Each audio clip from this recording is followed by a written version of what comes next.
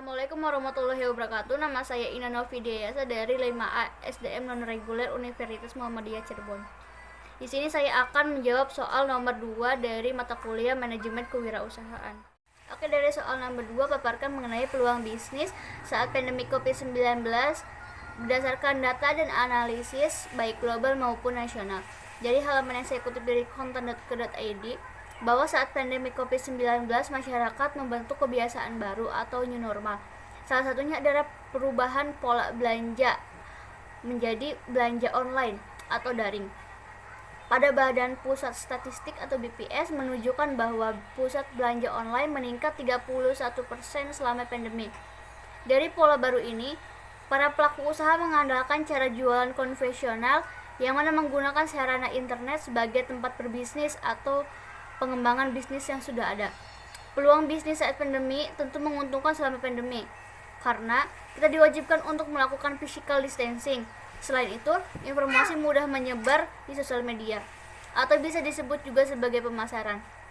Selain hal tersebut, ada beberapa sektor bisnis rintisan yang berpeluang populer dan menguntungkan di saat ini. Sebut saja e-commerce, edutech, dan kesehatan.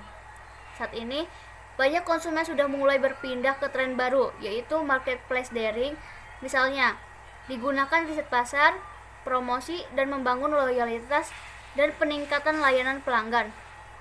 Akibat pandemi COVID-19 membuat sebagian besar masyarakat merasakan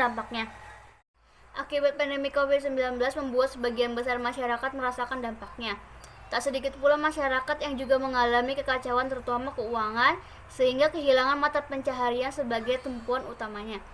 Di masa COVID-19 seperti saat ini, penting memiliki peluang bisnis agar dapat meningkatkan keuntungan meski kondisi perekonomian dunia maupun nasional tengah digempur COVID-19. Contohnya adalah membuka peluang usaha makanan siap saji. Sebab saat pandemi banyak sekali orang yang justru mengurangi intensitas untuk menyantap makanan secara langsung di luar rumah. Dengan membuka usaha makanan siap saji, yaitu justru menghindari kerumunan yang dapat menciptakan di dalam rumah makan. Maka dari itu, kita bisa membuka usaha di bidang makanan siap saji yang tentu saja terjamin kebersihan hingga gizinya. Dengan membuka makanan siap saji bukan hanya mendapatkan keuntungan, namun kita juga dapat membantu orang lain untuk memenuhi kebutuhan gizinya setiap hari.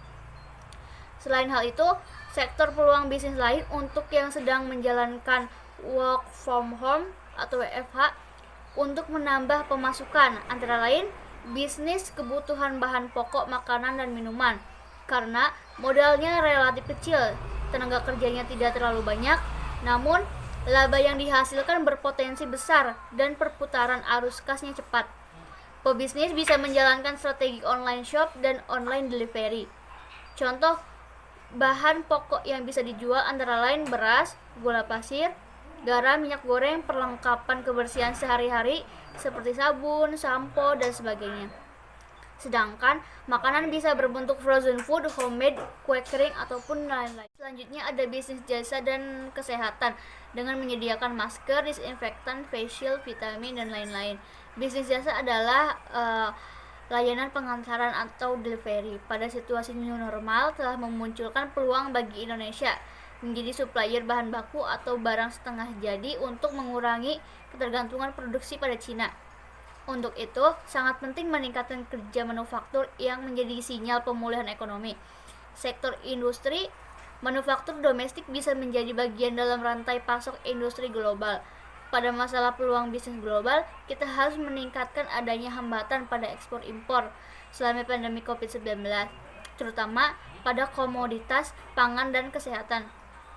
Solusinya, kita harus meningkatkan kerjasama perdagangan internasional. Saat ini ada sekitar 25 negosiasi kerjasama perdagangan yang harus dituntaskan oleh pemerintah. Sekian video yang telah saya sampaikan, kurang lebihnya mohon maaf. Wassalamualaikum warahmatullahi wabarakatuh.